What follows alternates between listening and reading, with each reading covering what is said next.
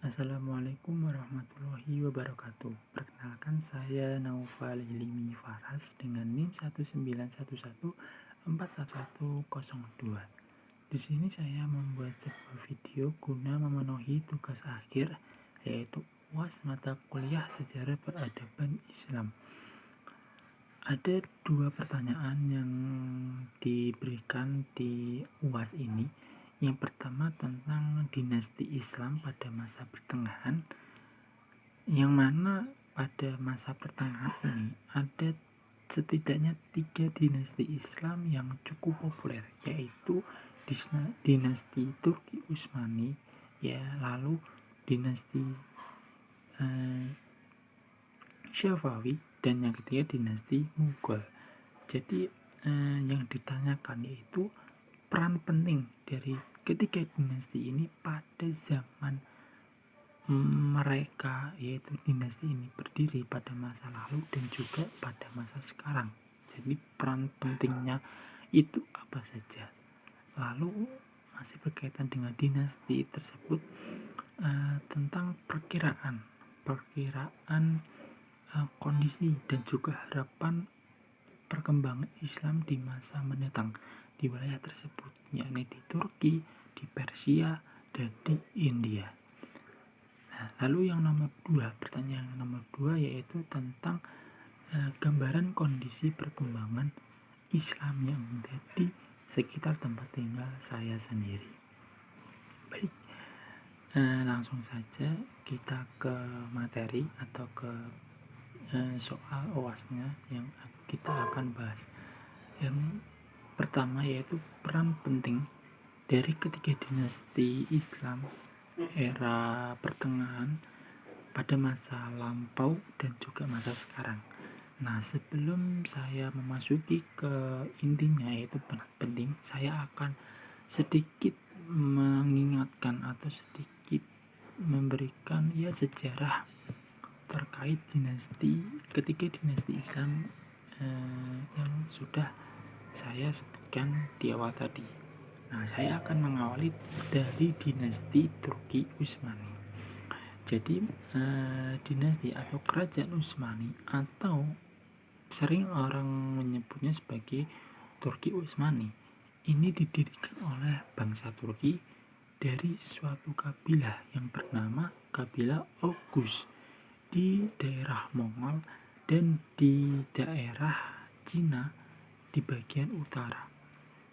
Nah, selanjutnya dinasti ini melakukan perluasan wilayahnya ke bagian benua Eropa, lalu melakukan semacam peperangan, menyerang di daerah perbatasan Bizantium dan menaklukkan kota Broisa pada tahun 1317 sampai 1326 Masehi.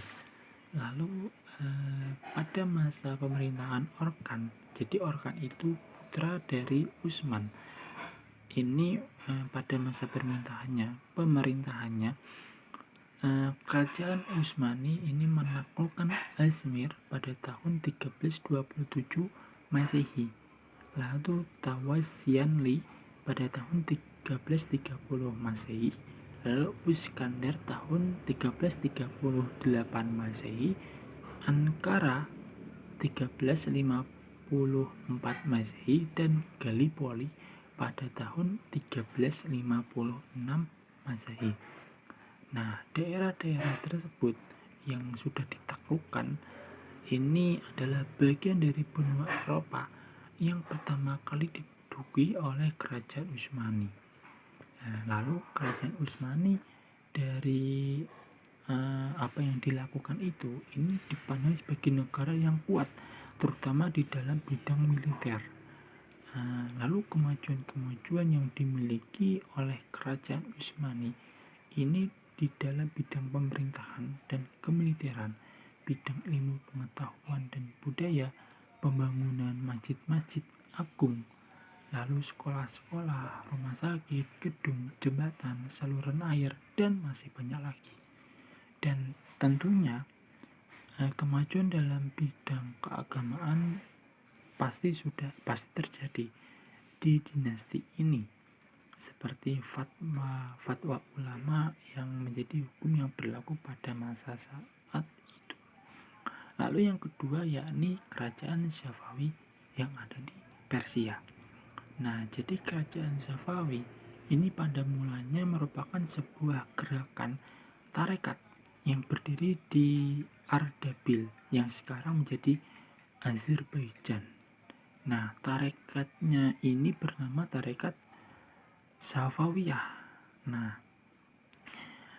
sehingga nama ini, yaitu nama Safawiyah ini diambil dari pendirinya yang bernama Safi ad-Din, dan pada akhirnya nama Safawi ini dipertahankan dan dijadikan sebagai nama kerajaan sampai sekarang, yaitu kerajaan Safawi. Lalu jalan hidup yang ditempuh ad-Din adalah jalan sufi dan mengembangkan tasawuf Safawiyah, dan sampai menjadi sebuah gerakan keagamaan yang sangat berpengaruh di Persia, tentunya di Syria dan Anatolia, yang semula bertujuan untuk memerangi orang-orang yang ingkar dan memerangi orang-orang yang ahli bid'ah. Terus lama-kelamaan pengikut tarekat Safawiyah ini berubah, yakni menjadi semacam tentara di bidang militer dan fanatik dalam kepercayaan dan menentang keras terhadap orang selain Syiah, selain kepercayaan mereka. Nah, selanjutnya dalam perkembangannya kerajaan Safawi selanjutnya dipimpin oleh Ismail yang baru berusia 7 tahun. Ismail ini beserta pasukannya yang bermarkas di Gilan selama 15 tahun lamanya untuk mempersiapkan kekuatan dan mengadakan sebuah hubungan dengan para pengikutnya di Azerbaijan, Syria, dan Anatolia. Dan pasukan tersebut dinamai Gizibas atau Baret Merah. Nah, selanjutnya pada masa keemasan kerajaan Safawi ini terjadi pada masa kepemimpinan Abbas I, yaitu pada bidang politik, ekonomi, ilmu pengetahuan, dan bidang pembangunan fisik dan seni. Kemajuan yang dicapainya membuat kerajaan Safawi menjadi salah satu dari ketiga kerajaan besar Islam yang diperhitungkan oleh lawan-lawannya, terutama di bidang politik dan militer. Dan yang terakhir yaitu kerajaan Mughal yang ada di India. Jadi kerajaan ini didirikan oleh Zahiruddin Babur pada tahun 1503 Masehi. Nah, Babur ini sendiri dengan bantuan Raja Safawi sebelumnya ini dapat menaklukkan Samarkand pada tahun 1494 Masehi. Nah, pada tahun 1504 Masehi ia dapat menduduki Kabul, yaitu ibu kota Afghanistan. Lalu setelah itu Raja Babur mengadakan semacam ekspansi secara terus-menerus. Nah, selanjutnya kerajaan Mughal ini mencapai zaman keemasan semasa Raja Akbar, di mana zaman keemasan ini ditandai oleh persoalan-persoalan dalam negeri yang dapat diatasi dengan baik, sampai sempat mengadakan ekspansi dan menguasai Judar, Gond, Chitor, Rantabar, Kalinjar, Gujarat, Surat, Bihar, Bengai, Orissa, Kashmir, Gawikard, Ahmad, Nager, Narhala, dan Azirgah. Nah, semua yang dikuasai itu diperintah dalam satu pemerintahan yang militeristik. Nah, jadi itu tadi sekilas sejarah yang bisa saya sampaikan. Nah, lalu selanjutnya terkait peran penting dari ketiga dinasti Islam pada zamannya saat berdiri, zaman dulu dan zaman sekarang. Nah, Yang pertama yaitu kerajaan atau dinasti Turki Utsmani. Ada beberapa peran penting yang menjadi sorotan kerajaan Turki, yakni pada bidang kemiliteran dan pemerintahan, bidang ilmu pengetahuan dan kebudayaan, serta keagamaan. Nah, kerajaan Turki ini sudah tidak diragukan lagi pada bidang militernya, terbukti dengan ekspansi besar-besaran yang dilakukan dan mampu menaklukkan berbagai negara, daerah, sampai kekuasaan di tempat lain. Nah, selain itu, sistem pemerintahan yang juga bekerja dengan baik dan lancar menjadikan dinasti ini kuat dari segi pemerintahannya.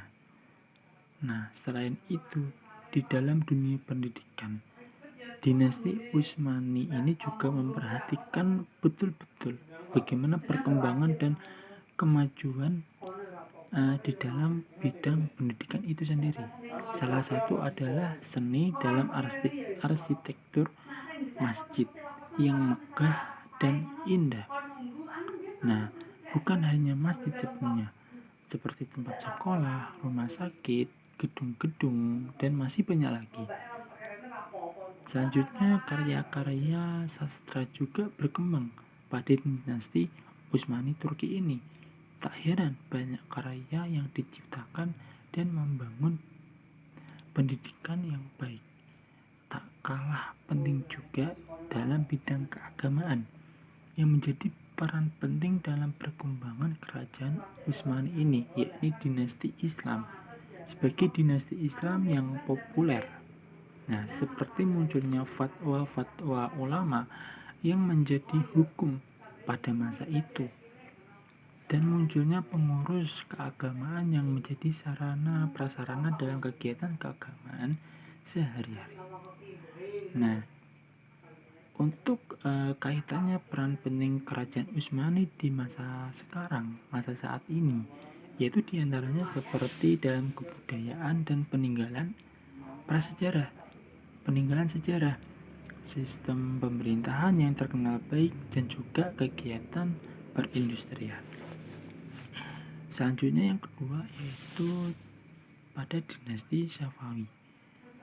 Nah, tak jauh berbeda dengan dinasti Utsmani sebelumnya, pada dinasti Safawi ini memiliki sistem administrasi negara yang cukup baik, bahkan bisa terbilang sempurna. Mereka juga melakukan reformasi politik secara besar-besaran dan sistem pemerintahan yang bisa dibilang baik. Selain itu, kondisi ekonomi yang baik menjadikan kesejahteraan pada masa itu. Pertanian, perdagangan, dan tumbuh dengan baik, yang mana stabil dan kondisinya bisa dikendalikan ketika terjadi masalah yang ada. Nah, selain itu di dalam bidang ilmu pendidikan, teknologi, dan komunikasi juga baik.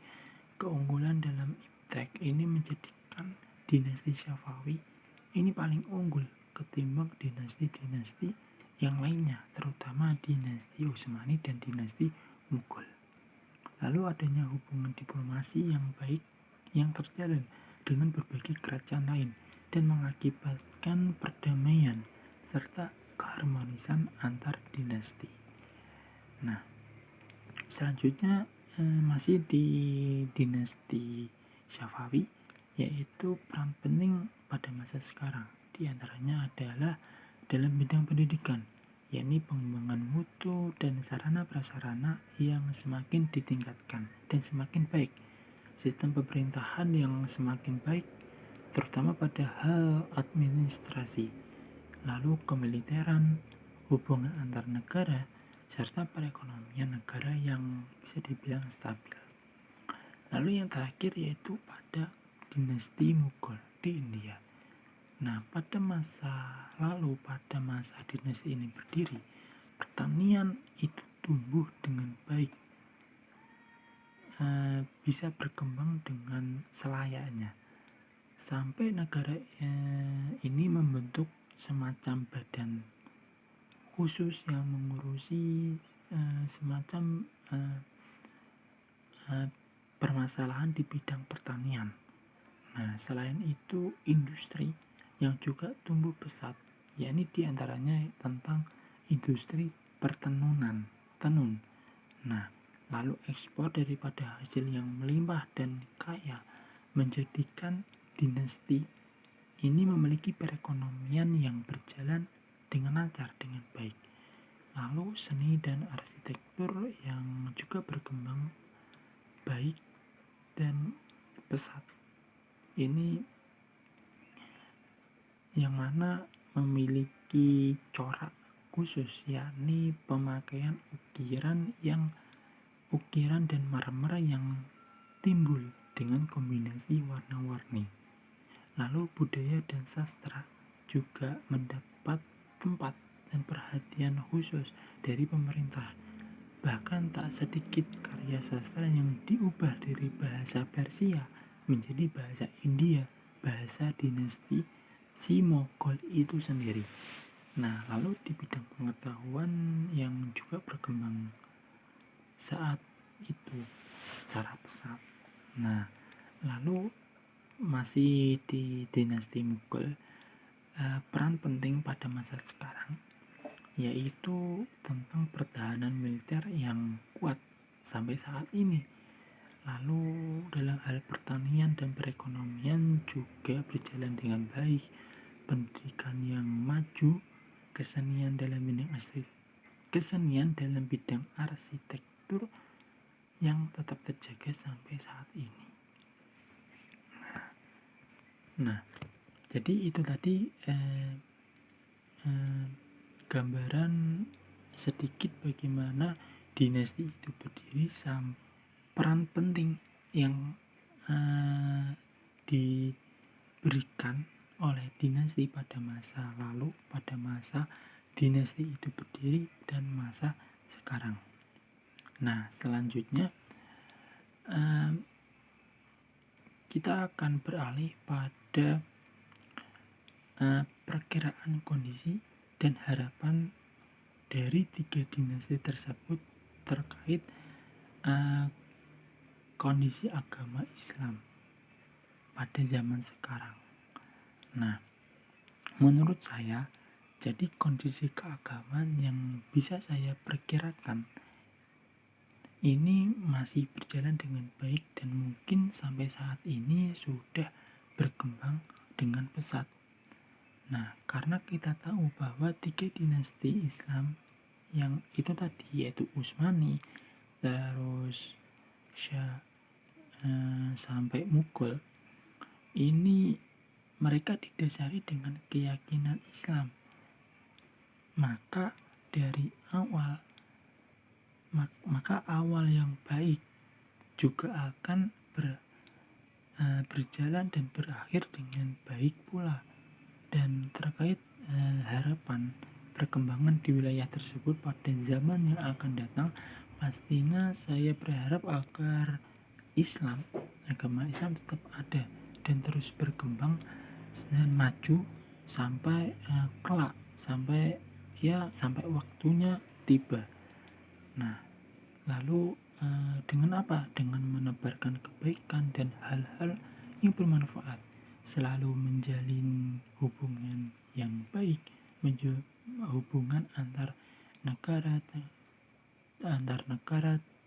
antar masyarakat yang bisa dibilang harmonis, bisa dibilang baik, dan memajukan bidang pendidikan, ekonomi, politik, dan lainnya yang tentu berlandaskan pada keislaman. Selanjutnya yaitu nomor 2, tentang kondisi perkembangan Islam yang ada di masyarakat atau di lingkungan sekitar tempat tinggal saya. Jadi di lingkungan tempat tinggal saya, masyarakatnya sudah menjalankan aktivitas keagamaan, ritual keagamaan, ritual peribadatan dengan baik dan menjaga menjaga sesuatu yang sudah rutin dengan sebaik-baiknya dan masih terjaga sampai sekarang, yang seperti kegiatan yasinan yang diadakan habis sholat maghrib di masing-masing mushola atau masjid terdekat. Lalu ada juga kegiatan buat anak-anak yaitu TPG atau TPA setelah salat asar sampai menjelang maghrib. Lalu seperti takziah, lalu menjenguk tetangga, masyarakat, warga lain yang sedang ada musibah, dan kegiatan keagamaan keislaman yang ada setiap hari-hari besar tertentu, yang mana itu diisi dengan kegiatan keagamaan yang sekiranya bisa dilakukan oleh masyarakat sekitar, seperti lomba untuk anak-anak, seperti lomba azan, lomba pengajian, lomba dakwah. Ada juga lomba seperti lomba kaligrafi juga ada, dan itu diisi oleh anak-anak dan mereka antusias. Jadi perkembangan Islam yang ada di sekitar tempat tinggal saya berkembang dengan baik sesuai dengan konteks masyarakat yang ada. Apalagi ada yang berbeda agama, ini saling memahami, saling menghargai, karena toleransi alhamdulillah terjaga dengan baik. Jadi sekian jawaban dari saya dari UAS yang sudah diberikan oleh Budian. Kurang lebihnya saya mohon maaf. Wassalamualaikum warahmatullahi wabarakatuh.